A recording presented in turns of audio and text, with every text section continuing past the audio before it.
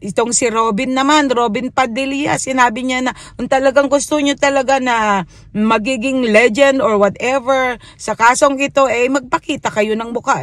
Si mismong Kibuloy nga ayaw ipakita mukha niya eh.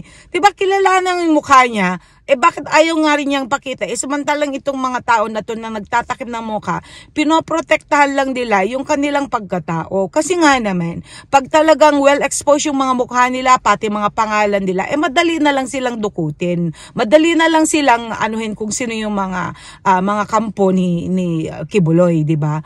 Sana nasabihan mo na, okay lang yun, na protektahan nila yung kanilang pagkatao identity. Kasi, mga kapwa mong Pilipino yan eh, di ba? Natural may kanya-kanya silang dahilan para rin sa kanilang para lang sa kanilang kaligtasan, para lang sa kanilang privacy, lalo sa kanilang pamilya, di ba? Pero sumupang ipahamak yung mga tao, ikaw naman, Diyos ko naman. Gawin mo naman kung ano yung common sense mo, di ba? I mean, nagtatapang-tabang ka dyan, pero kung ikaw sakaling nasa sitwasyon nila, palagay mo ba hindi ka rin magtatakip? Palagay mo ba hindi ka rin magtatalukbong? Hello? Naku, Robin nga naman, Diyos ko. Ay, naku, kung ganyan din lang ang patakaran mo, kung ganyan din lang yung pagkatao mo, bumalik ka na lang, hindi na lang sa politiko, pero i-focus mo lang na talaga sa, pagka-showbiz mo. Diba? Ginagawa mo namang showbiz ito diba? Gusto mong umentra, gusto mo talagang ikaw ay nagtatapang-tapangan dyan, pero wala namang common sense. Ayusin mo rin, diba? Kung talagang ikaw ay meron kang hinanakit o kaya meron kang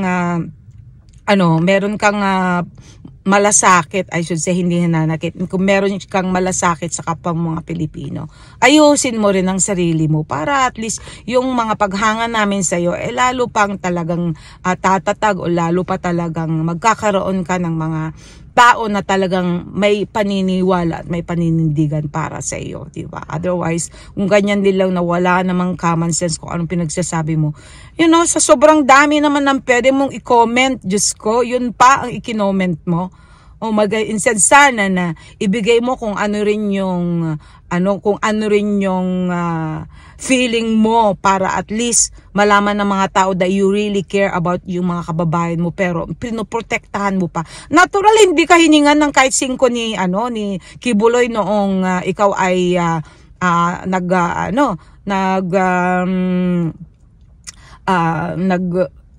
before you even entered into kung sino ka ngayon, kung bakit ka naging senador ngayon, di ba? Natural hindi niya kailangan pera mo dahil you yourself, ang kailangan lang talaga niya yung presenta mo, yung presence mo para at least makita ng mga tao na talagang siya ay ine-endorse mo o kay sinusuportahan mo. For him, that's good enough. Hindi na niya kailangan humingi sa'yo ng pera.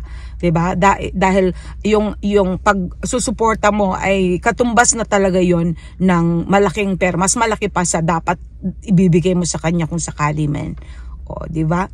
Protektahan mo isang tao na talagang sobrang ang sarap magmanipula, pati United States minanipula niya. Pagkatapos ngayon sinisiraan niya ngayon ang United States at idinamay pa ngayon ang gobyerno ng Pilipinas at yung lawyer naman nitong si Kibuloy na itong si Topacio instead sana na i-focus na lang kung ano yung mga allegations kay Kibuloy.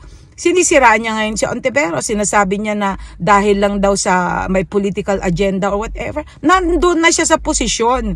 Nasa Senado na si Ontiveros, di ba? And I don't think na ginagawa niya ito para siya naman magiging presidente later. Hindi.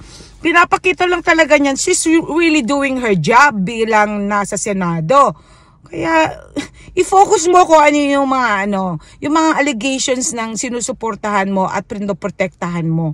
Hindi yung binabatikos mo kung sino-sino mga taong tumutulong sa mga taong mga walang kamuang-muang na ito. Okay?